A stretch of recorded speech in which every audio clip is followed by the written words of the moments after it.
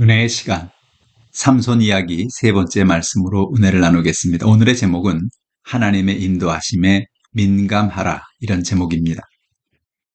오늘 읽을 말씀은 사사기 14장 3절에서 4절의 말씀입니다.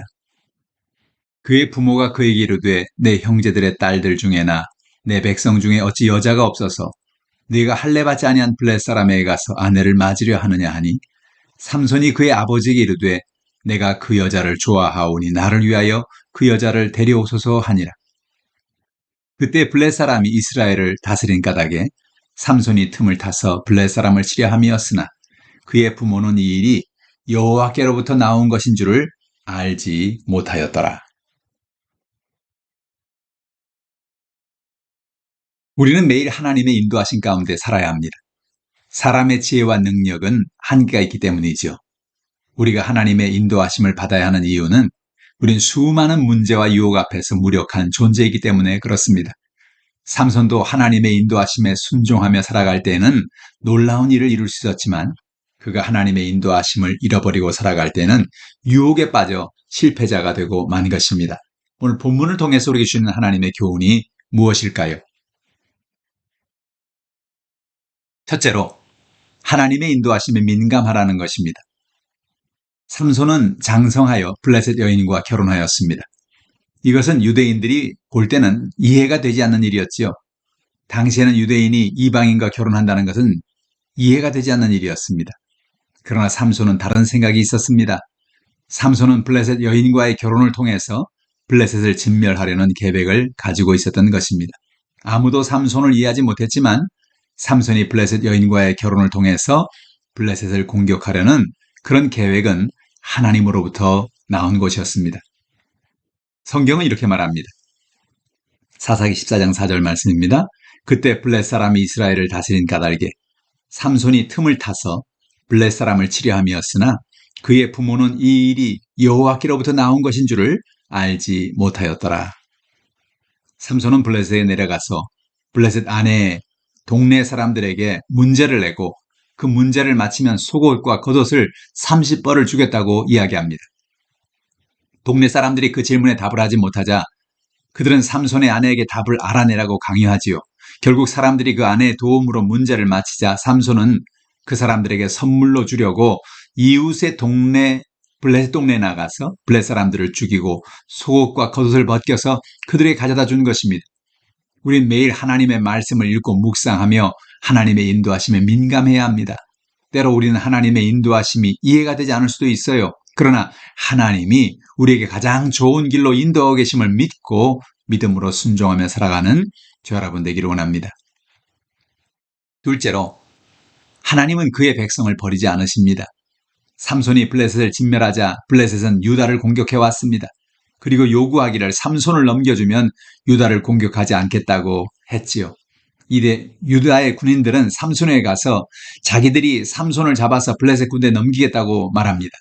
결국 삼손은 자기 민족의 손에 사로잡혀 결박당한 채로 블레셋에게 넘겨지게 된 것입니다.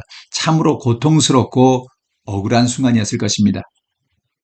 유다 사람들은 자신들이 살자고 블레셋을 공격하고 자신들을 도와준 삼손을 죽음의 자리에 내어주는 것입니다. 유다 백성들은 삼손을 버렸습니다. 그러나 그 순간에도 하나님은 삼손을 버리지 않았습니다. 사사기 15장 14절에 보니 삼손이 레히의 이름에 블레 사람들이 그에게로 마주 나가며 소리 지를 때 여호와의 영이 삼손에게 갑자기 임하심에 그의 팔 위에 밧줄이 불탄 삼과 같이 그의 결박되었던 손에서 떨어진지라 라고 말합니다. 삼손이 결박되어 블레 사람들에게 넘겨지자 블레 사람들은 이제 삼손을 잡게 되었다고 소리를 지르며 삼손을 죽이려고 달려나온 것입니다. 그러나 그 순간 하나님의 영, 성령이 삼손에게 임했습니다. 삼손을 묶었던 밧줄이 떨어져 나갔습니다. 하나님이 삼손에게 힘을 주셔서 삼손을 묶고 있는 결박이 풀어져 나가게 한 것이지요. 삼손의 몸을 묶고 있던 밧줄이 끊어졌듯이 하나님의 성령이 우리에게 임하실 때 우리를 묶고 있는 모든 결박이 끊어져 나가는 것입니다. 하나님이 함께 하실 때 우리를 묶고 있는 모든 상한 마음과 가난과 저주와 질병의 결박이 풀어져 나가게 되는 것입니다. 우린 살다 보면 사람들에게 버림받을 수도 있어요.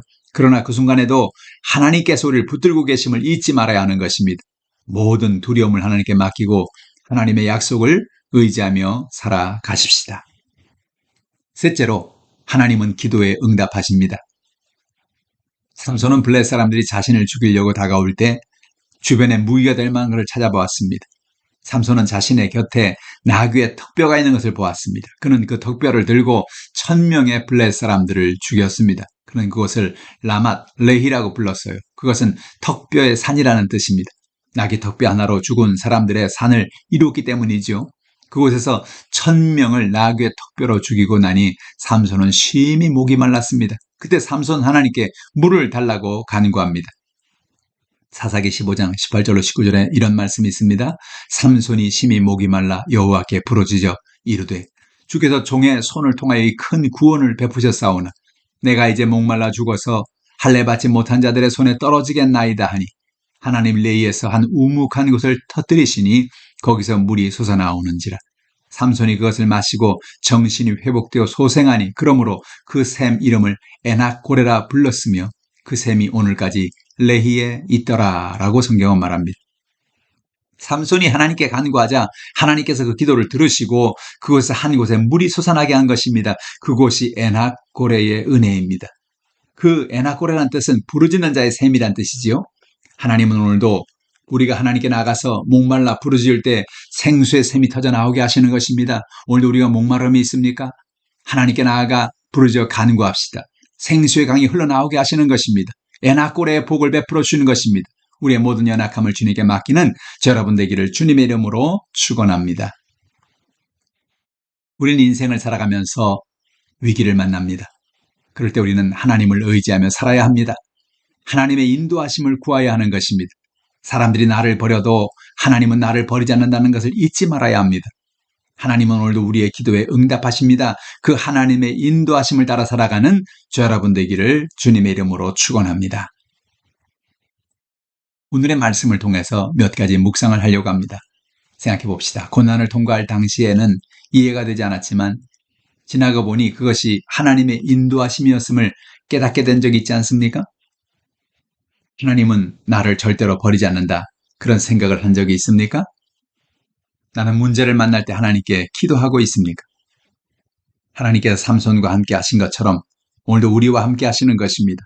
그 하나님 앞에 모든 것을 맡기고 하나님의 인도하심을 따라 살아가는 저 여러분 되길 바랍니다. 우리는 매일 하나님의 말씀을 묵상하고 그 말씀에 순종하며 기도하며 예배자가 되어 하나님의 인도하심 가운데 살아갑시다. 기도합시다. 하나님 아버지, 오늘 우리도 하나님의 인도하심을 따라 살기 원합니다. 내 생각과 내 뜻을 하나님께 맡깁니다. 삼손이 하나님의 인도하심 가운데 블레셋을 공격한 것 같이 오늘 우리도 마귀를 대적하며 승리의 삶을 살 수 있도록 우리를 인도하여 주시옵소서. 우리의 모든 문제를 하나님께 맡깁니다. 우리의 질병도 맡깁니다. 하나님 오늘도 우리를 인도해 주시고 우리의 기도에 응답하시고 하나님의 놀라운 예비한 길을 열어주시옵소서. 감사드리며 예수님의 이름으로 기도드립니다. 아멘.